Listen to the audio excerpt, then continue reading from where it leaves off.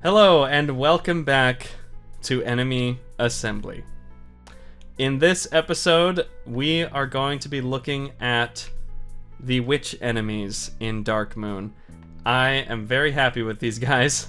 I think they look great. They are definitely the most challenging enemy that we've looked at so far. And that is for a number of reasons which we will get into. But first, I want to talk a little bit about the aesthetic. Having witches in a game like this, which is the sequel to a game where you pretty much exclusively fought werewolves, well, it just seemed kind of natural to me. So the types of enemies that you'll find in this game are demons, witches, undead, werewolves, vampires, etc. And if you're excited about vampire enemies, I have already made one. But that will be a future episode where we'll look at that. They're in the second area of the game. Now, I don't actually know what to say about their aesthetic in terms of how the witches actually look themselves. I think that's pretty self-evident. They're pretty classic looking. They have the curly, pointy hats, and they're riding broomsticks. I just really wanted to give the sense that you looked at these guys and you could tell, oh, that's a witch.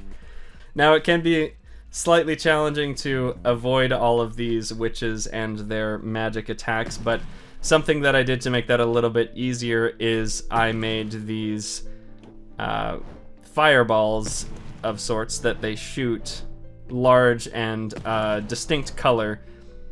So the reddish-orange color was partially chosen just to make it stand out to the player, so you can really tell, oh, these things are flying at me, I need to avoid them.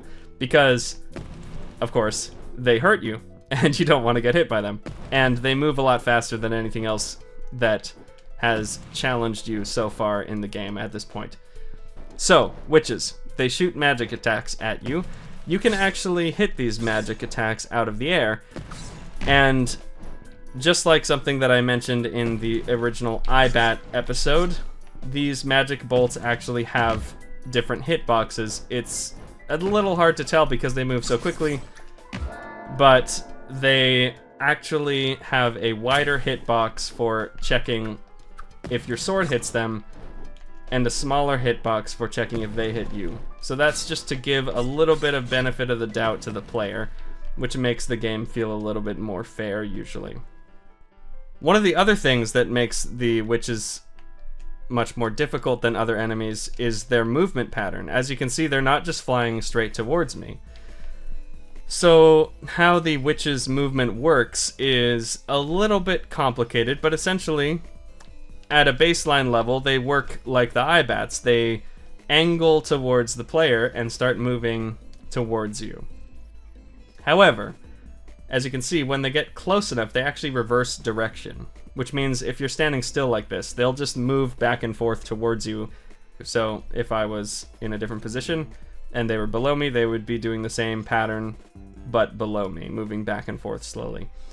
Now, something that complicates the behavior a little bit when compared to other enemies is that they are actually programmed so that if they're close enough to the ground, if they detect the ground beneath them, they will actually try to fly away from it. Now, this does some weird things, like when you are too close to them, they'll actually fly into the ground, and that's something that I might try to fix because it is technically not intended behavior, but it makes them fly around in interesting ways.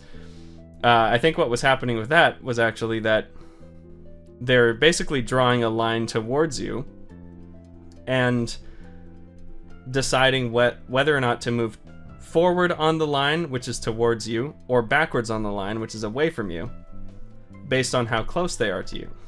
But if they're close to the ground, that line gets moved up so that they'll actually fly upwards. Now, if that line is pointed upwards, but you're close enough to them, then they will actually start moving backwards on the line. So even though the line is facing up, they will move down. That is confusing. And I probably should fix that. just fixing this little inconsistency. This code was modified from the bat code, so it said other bat instead of other witch. It doesn't really matter, but just to make it a little more consistent, I just changed that. So what I'm going to try doing is actually copying this check and adding it to this. So if there's not a collision with the floor, then, and you are close enough to the player, so within 90 pixels, then it'll invert the speed target, so the direction that it's trying to move. Otherwise, it won't do that. So I'm gonna see if that actually changes things. It seems to be working so far, although it is a little bit hard to test. Oh, that's quite interesting. So now he's just sort of hovering there. I don't think that is necessarily what I want to be happening, but it does definitely look better than what was happening before. So, okay, so the movement of the witches could be maybe improved a little bit, but yeah.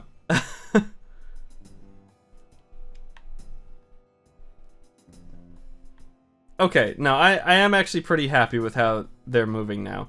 They have always had a little bit of a janky movement when they're backing into the ground, as you saw before, which is why I just tried to change it. So now it looks like they're more likely to hover than actually get totally stuck there. One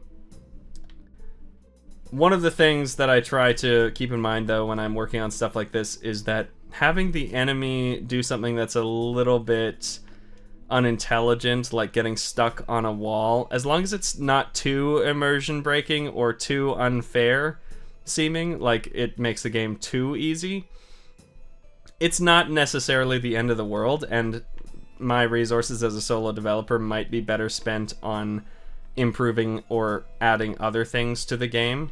So that's something that I always keep in mind when I'm making enemies like this. Like, basically, the question is, does it work well enough for the purposes of the game? And obviously, I can do polishing later. Like in this video, I just changed the movement code slightly so they're less likely to get stuck on the ground, and instead they'll hover in place, which is a lot more appropriate for the enemy and a lot more interesting looking.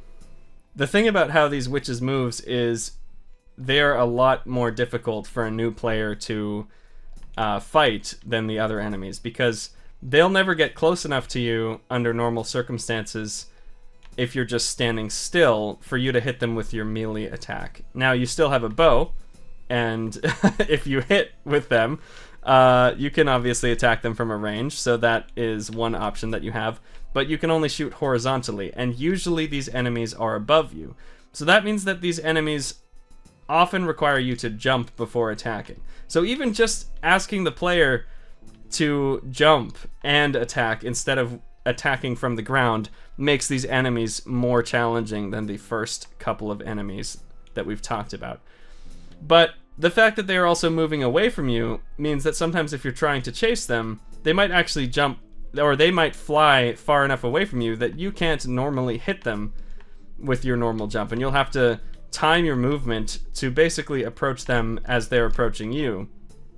And I think this is really great, but it is definitely something that makes the enemies a lot more challenging than the previous ones that we've looked at. Before I forget, I wanted to highlight one other animation that the witches have, which is this fabulous knockback / getting hit animation. Now, I'm going to shoot this witch with an arrow because arrows stun enemies for longer than any other attack, so you'll really get to appreciate their pose. They have a much more dramatic response to getting hit. They sort of fly back and throw their arms in the air. And I just thought that was worth pointing out because I really enjoy that, and I thought you might enjoy that as well. Some of the other enemies also have these more exaggerated getting hit animations.